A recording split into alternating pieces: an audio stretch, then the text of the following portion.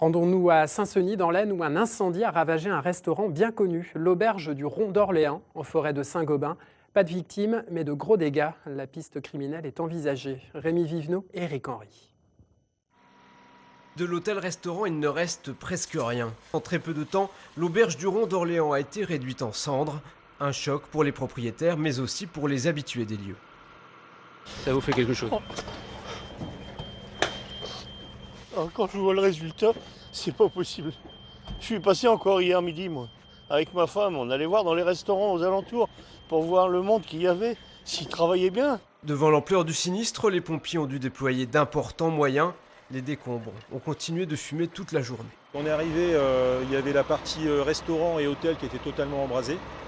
Donc ça a nécessité l'engagement d'une quarantaine de sapeurs-pompiers. Donc 5 centres de secours, Laon, Anisy, Saint-Gobain, Ternier, La Fère et Chauny.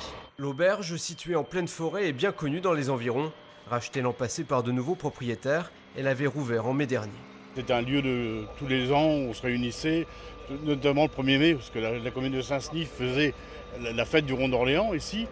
Ils ont rouvert le 1er mai la semaine dernière, il y a un an.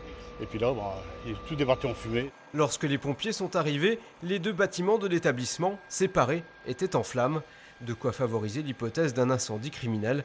Mais la gendarmerie reste prudente à ce stade. Nous allons pouvoir réaliser nos différentes investigations qui consistent en particulier à faire passer un chien qui est spécialisé dans la recherche en produits accélérants au sein du site. Également un technicien d'investigation criminelle qui assistera l'équipe cynophile dans le cadre de ces investigations. Pour permettre le bon déroulement des constatations, une surveillance devait être exercée sur le site durant toute la nuit.